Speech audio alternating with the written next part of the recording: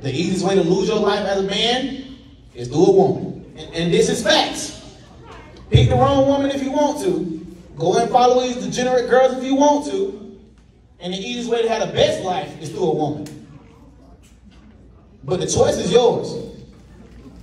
Depending on the type of woman you choose. Depending on the type of woman you like to be around. Think about this stuff when you're out choosing. She can either elevate you or diminish you. It's all in your choice. And I promise you, having 28,000 girls ain't where it's at, I promise. You can almost lose everything. Y'all think y'all want to be famous and popular, ain't nothing private no more. Old boy got a point, man. How many of y'all, and let's get down to the bottom of it, man. Y'all remember when we was in school at the Boys and Girls Club, the Girls Club, all that stuff? Nah, I wasn't in the Girls Club, but y'all get what I'm saying. You'll be at the YMCA, you'll have somebody come out and always constantly and was very consistent with speaking to the kids, you know? And when you look at these kids in the back, half of them don't even look like they even paying attention, and the other half over there smirking and grinning and stuff like that. And it is what it is, man. It's all cool, man. You gotta have a lot of patience when it comes to these little jitterbugs, man, because that's just how they operate. But that does not mean that they don't hear you, you feel me? That does not mean that they not listening either. That's one thing I found out about being around kids, is that when you work for them, when you work with them and you try to instill words in them, they not really looking in your eye, they looking all over the place and stuff like that. But what I like about this dude right here is that he pushes through it, or he did push through it, and he was speaking directly to the boys, let them know like, hey man, whether I'm your daddy or not, I'm gonna be a father-like figure, a big brother-like figure, and tell you what's the #1 downfall of a man.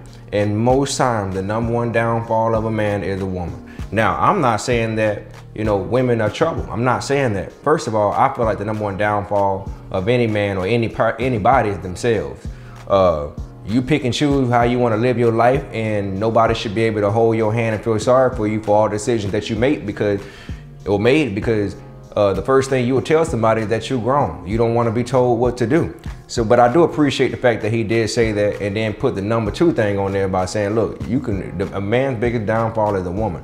And just because you think you got 28,000 women out here, or you got them all on board and make you somebody, don't really make you nobody out here, bro. There's more to life than that. So while you with your homeboys and everything, yeah, it's cool, have your fun. But you also gotta understand, when you look at all the leaders out there, all the solid men, hell, most men that hit their head, it was all because of them shacking up with somebody and learning their experience through the hands of a woman. There's nothing wrong with that as well. It's only wrong when you fail to acknowledge that you keep bumping your head over and over again, and you act like you ain't got no damn sense and know how to correct and right your wrong. That's when it becomes the problem. Same thing will be applied to the ladies. You know, a lot of ladies' downfall be these guys. You know, you open the door to the wrong one, or you don't want to listen to yourself or listen to your discernment. Next thing you know, you're going through a lot of things, spending money that you shouldn't be spending, wasting your time, your energy, your sanity, losing your peace, family members mad at you and everything. So it don't be worth it in the end, man. But I love this message right here. For those of you out there that got kids, or big brothers to the little brothers, or big sisters to the little brothers and the little sisters and stuff like that, y'all are very much so appreciated, because in this day and age, it's very hard, I mean extremely hard, to get through the minds of these kids, because especially the type of influence that they have as far as entertainment.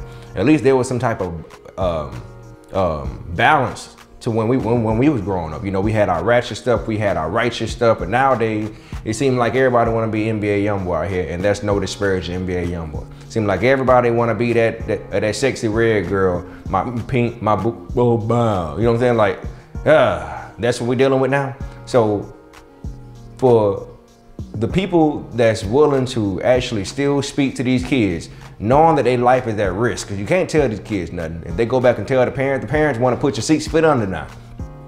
At least back then when we were growing up, you know, we had people in the community still trying to correct us and let us know that we headed down the wrong path, and we went back and told our parents. Some of our parents were cut up, but a lot of them was like, hey, that's what you get. You should listen to Miss Green. You should listen to Mr. Johnson. So you a hell of a person these days if you talk to these kids and still put your head down and say, I'm gonna make a difference. What y'all think about this?